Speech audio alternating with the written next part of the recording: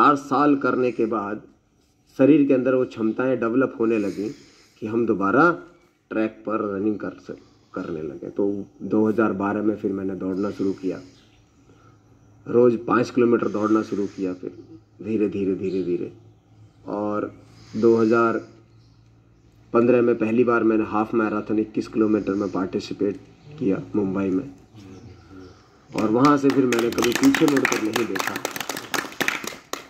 समुद्र में कितना तैर लिया? आयरन मैन देहाती भाषा में बता दो आप।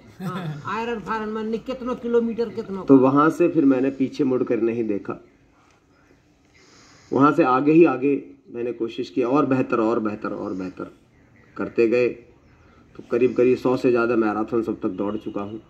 अभी 25 तारीख को फिर एक मैराथन है दिल्ली में 42 किलोमीटर की, वो भी दौड़नी है जाके।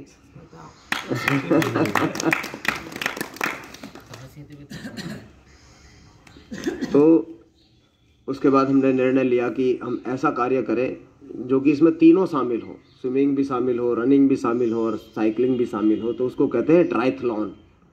और आयरन मैन ट्रायथलॉन जो है वो विश्व का सबसे कठिन एक दिवसीय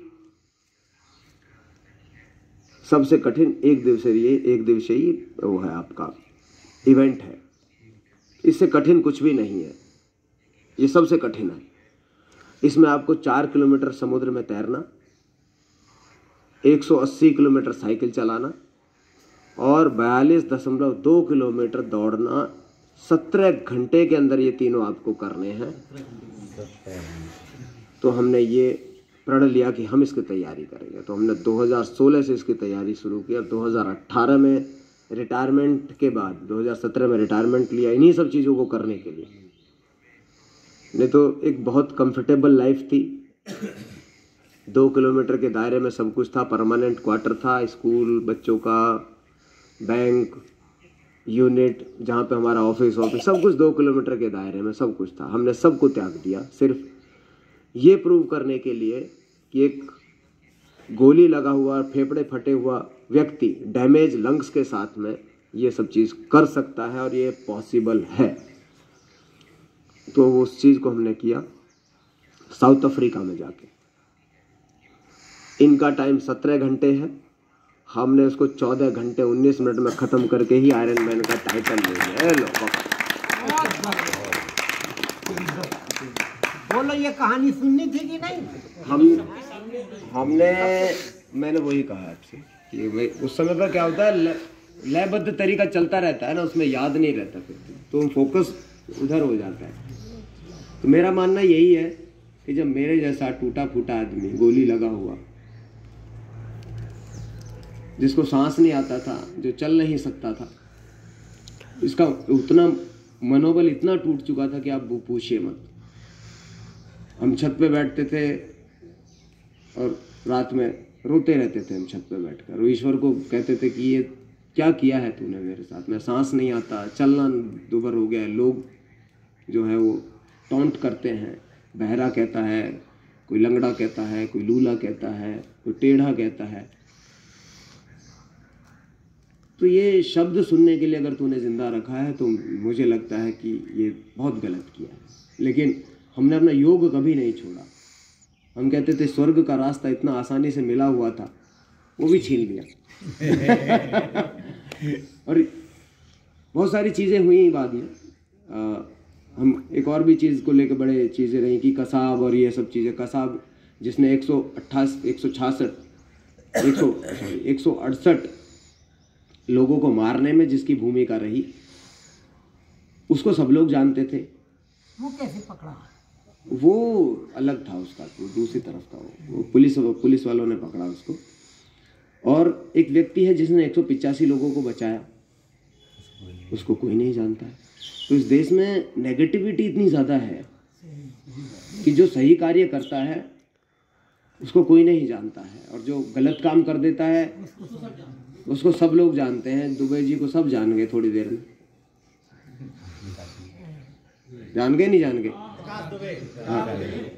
और हमने करीबन रोड एक्सीडेंट में ही 8 लोगों की हमने जान रोड एक्सीडेंट में बचाई। कई बार जाते आते हैं, सो जाते हैं, तो 8 लोगों की जान हमने रोड एक्सीडेंट में बचा दी, हमें तो कभी किसी ने नहीं पूछा। और एक ने जिसने जान ली पुलिस वालों की, उसको सब कोई जानता। तो यही है यहाँ पर जो नेगेटिविटी है देश में। लेकिन फिर मेरे जो मन अंतरात्मा है ये कहती है कि believe in your Karma, believe in your self and do good, get good.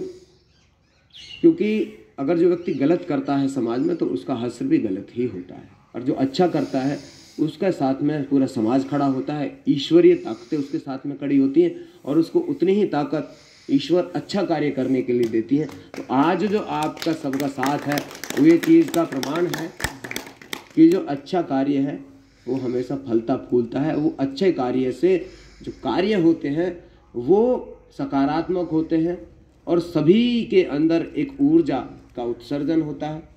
आज जितने भी साधक थे यहाँ पर, मैंने तो किसी के चेहरे पर लटका हुआ नहीं देखा चेहरा, सब बहुत खुश थे, सब आनंदित हुए। तो इसी तरह से जो हमारे अच्छे कार्य हैं उनको हमें आगे बढ़ाना ही होगा और अच्छे कार्य करते रहना होगा। हमें ये नहीं है कि इसके बदले मुझे कुछ चाहिए, कि इसके बदले मुझे फेम चाहिए, इसके बदले मुझे नहीं। मैं ये कहता हूँ कि भैया मैं अपना कार्य करता रहूँ, बाकी सब ईश्वर के ऊपर छोड़ दो और आगे बढ़ते रहो। जैसा भी एक गीता का श्लोक है, उनका था भी कर्मण्येवाधिकारस्ते मा फलेषु। तो हमारा जो अधिकार है वो सिर्फ हमारे कर्म के ऊपर ही है। तो हम अपने कर्म को सुधार लें, कर्म योग के ऊपर ज़्यादा ध्यान दें, उसके बाद ज्ञान योग के बाद। लेकिन उसके लिए ज्ञान योग के लिए भी हमको कर्म योग के मार्ग से ही हमें जाना होगा। तो कर्म को पकड़ के रखें, वो आपको अपने आप उस पार लेकर चला जाएगा। तो इसी के साथ में आज का जो मेरा एक सवाल जी मेरा सवाल ये कि आपने फिर उन डॉक्टर से मुलाकात की? हाँ जी बिल्कुल जानते हैं मुझे। उनको बताया